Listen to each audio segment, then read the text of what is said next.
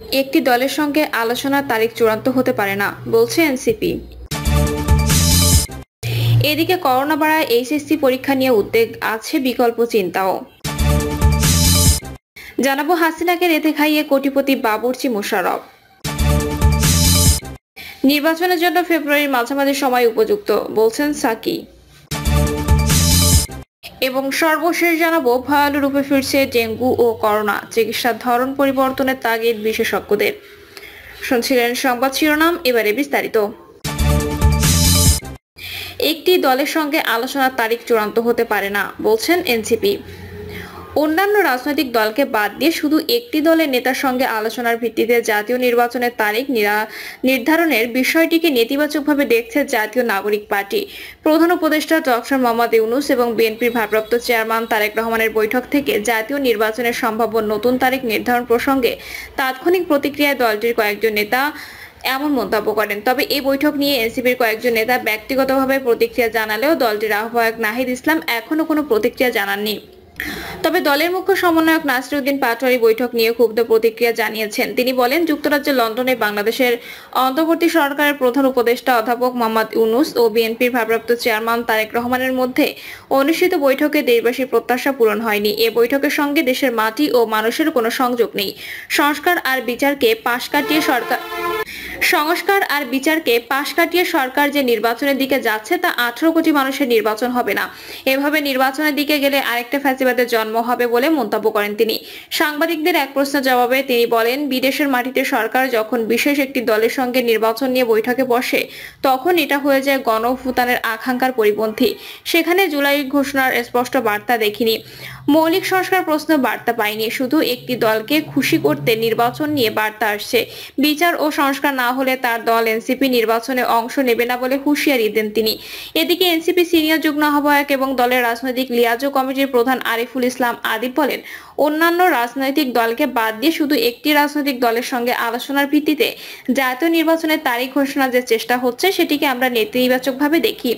যদিও অন্তর্বর্তী সরকার প্রধান তার বক্তব্যে স্পষ্ট করে বলেছেন, সংস্কারের প্রস্তাব অগ্রগতি এবং বিচারের প্রস্তুতি সম্পন্ন হলেই নির্বাচনের তারিখ এগিয়ে আনার সম্ভাবনা রয়েছে। আমরাও তার এই বক্তব্যের সঙ্গে একমত। তিনি আরো বলেন, বর্তমান নির্বাচন কমিশন পক্ষপাতমূলক আচরণ করছে। এ কারণে এনসিপি সহ বেশ কয়েকটি রাজনৈতিক দল ইসি পুনর্গঠনের দাবি জানিয়ে আসছে, কিন্তু তাদের এই দাবি উপেক্ষা করে যদি জাতীয় নির্বাচনের প্রস্তুতি নেওয়া হয় তবে তা হবে জুলাই অভ্যুত্থানের চেতনার সম্পূর্ণ পরিপন্থী। দলের অপর যুগ্ম আহ্বায়ক সারোয়ার তুষার বলেন, কি পদ্ধতিতে সংস্কার হবে তা ঠিক হয়নি। এর আগেই প্রধান উপদেষ্টার গণভোট খারিজ করার সিদ্ধান্ত ভালো কিছু নয়। এছাড়া শহীদ পরিবারগুলোর কোনো ধরনের মতামত ছাড়াই জাতীয় নির্বাচনের তারিখ চূড়ান্ত করা সমীচীন হবে না। করোনা বাড়ায় এইচএসসি পরীক্ষা নিয়ে উদ্বেগ, আছে বিকল্প চিন্তাও। আগামী 26শে জুন শুরু হচ্ছে উচ্চ মাধ্যমিক ও সমমানের পরীক্ষা। ইতোমধ্যে প্রস্তুতি শেষ করেছে 11টি শিক্ষা বোর্ড। উপজেলা পর্যায়ে পৌঁছেছে প্রশ্ন ও উত্তরপত্র। সারা দেশে করোনা ভাইরাস ও ডেঙ্গু সংক্রমণ বেড়ে যাওয়ায় অভিভাবকদের মধ্যে উদ্বেগ দেখা দিয়েছে। পরীক্ষা সংশ্লিষ্টরা বলছেন, শঙ্কা থাকলেও পরীক্ষা নির্ধারিত সময়ে শুরু করা হবে। সংক্রমণ পরিস্থিতি নিয়ন্ত্রণের বাইরে চলে গেলে অবস্থা বুঝে ব্যবস্থা নেওয়া হবে। এজন্য অনানুষ্ঠানিকভাবে একাধিক বিকল্প ভেবে রাখা হচ্ছে। সরকারের রোগতত্ত্ব, রোগ নিয়ন্ত্রণ ও গবেষণা ইনস্টিটিউটের তথ্যমতে চলতি বছরের 1 জানুয়ারি থেকে গতকাল শুক্রবার পর্যন্ত সারা দেশে করোনা ভাইরাসে আক্রান্ত হয়েছে 253 জন।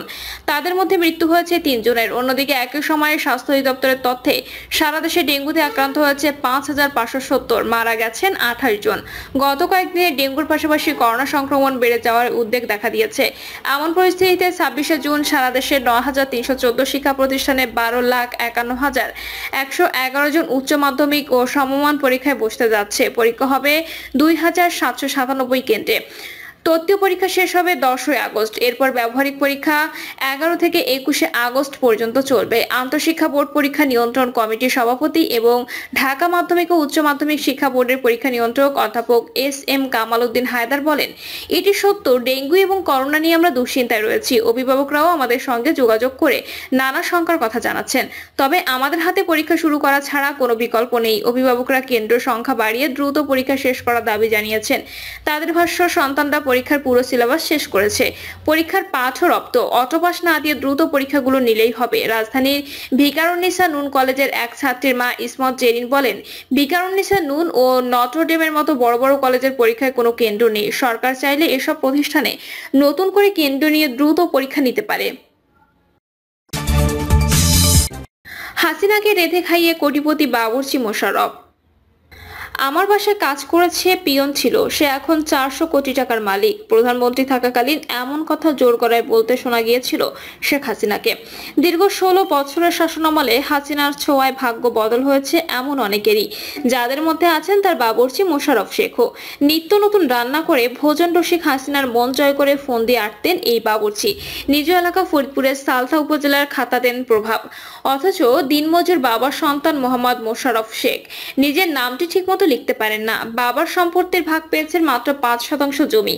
30 বছর আগে এক হোটেলে বাবুর্চি হিসেবে কাজ শুরু করেন। এর মাত্র 2 বছর পর ভাগ্যক্রমে সাবেক প্রধানমন্ত্রী শেখ হাসিনার বাসায় বাবুর্চির কাজ পান। এরপর মোশাররফের ভাগ্যের চাকা ঘুরতে থাকে। জানা যায় 1996 সালে শেখ হাসিনার বাসার বাবুর্চির চাকরি পান মোশাররফ। তিনি এখন কয়েক কোটি টাকার সম্পদের মালিক। গ্রামে ও শহরে রয়েছে তার বাড়ি গাড়ি। অভিযোগ রয়েছে আওয়ামী লীগ সরকারের আমলে নিজ গ্রামে প্রতিবেশী কৃষকের জমি দখল সহ সাধারণ মানুষের নানাভাবে হয়রানি করেছেন বাবুর্চি মোশাররফ। সালথার ভাওয়াল ইউনিয়নের বড় কামদিয়া গ্রামের কৃষক রহমান শেখের ছেলে মোশাররফ। তিনি 28 বছর হাসিনার বাসায় বাবুর্চি ছিলেন। তবে 5ই আগস্ট শেখ হাসিনা দেশ ছেড়ে পালিয়ে যাওয়ার পর গা ঢাকা দেন। সম্প্রতি তার বিরুদ্ধে জমি দখলের অভিযোগ দিয়েছেন বড় কামদিয়া গ্রামের কৃষক মোহাম্মদ চান মিয়া ফকিরের ছেলে সাগর মিয়া। এরপর থেকে বেরিয়ে আসছে মোশাররফের নানা অপকর্ম, নিরীহ মানুষের উপর অত্যাচার, জুলুম ও সম্পদের তথ্য।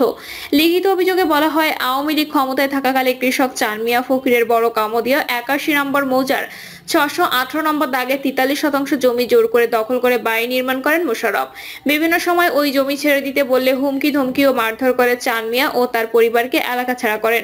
1 জুন চান মিয়ার পরিবারের লোকজন জমি উদ্ধারের চেষ্টা শুরু করলে মোশাররফের লোকেরা ফের ভয়ভীতি ও হুমকি দিয়ে যাচ্ছেন। চান মিয়া ফকিরের ভাতিজা সেন্টু ফকির বলেন, আমার চাচা একজন গরিব কৃষক। তার 42% জমি দখল করে পাকা ঘর নির্মাণ করেন মোশাররফ।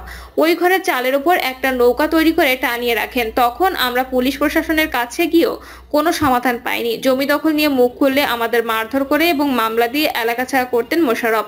হাসিনার বাবুর্চি হওয়ায় প্রভাব খাটিয়ে পুরো কামদিয়ার সাধারণ মানুষের উপর জুলুম নির্যাতন চালিয়েছেন তিনি। মোশাররফের প্রতিবেশী মোহাম্মদ জামাল শেখ বলেন, হাসিনার বাসায় বাবুর্চির চাকরি পাওয়ার পর থেকে যেন আলাদিনের চেরাগ পেয়ে যান মোশাররফ। কামদিয়া গ্রামে 2 বিঘা জমির উপর করেছেন বাড়ি, মাঠেও 3 বিঘা জমি রয়েছে। ফরিদপুর শহরের হারোকান্দি এলাকায় 12% জমির উপর একটি বাড়ি এবং রাজবাড়ী রাস্তায় মোড় এলাকায় 8% বাড়ির উপর আরেকটি বাড়ি রয়েছে তার। এছাড়া ঢাকা ও ফরিদপুর শহরে একাধিক ফ্ল্যাট, প্লট ও গাড়ি রয়েছে বলে আমাদের কাছে মোশাররফ নিজেই বলেছেন। বর্তমান সরকারের গোয়েন্দা সংস্থা যদি অনুসন্ধান করে তাহলে মোশাররফের অনেক অজানা তথ্য, সম্পদের হিসাব বেরিয়ে আসবে। এসব অভিযোগের বিষয়ে মন্তব্য দেওয়ার জন্য বাবুর্চি মোশাররফের সঙ্গে যোগাযোগের চেষ্টা করা হলে তার মোবাইল ফোন বন্ধ পাওয়া যায়। এমনকি তার বাড়িতে গিয়েও কাউকে পাওয়া যায়নি। সালথা থানার ভারপ্রাপ্ত কর্মকর্তা মোহাম্মদ আতাউর রহমান বলেন, জমি দখলের বিষয় নিয়ে মোশাররফের বিরুদ্ধে একটি অভিযোগ পেয়েছি, তদন্ত করে আইনগত ব্যবস্থা নেওয়া হবে।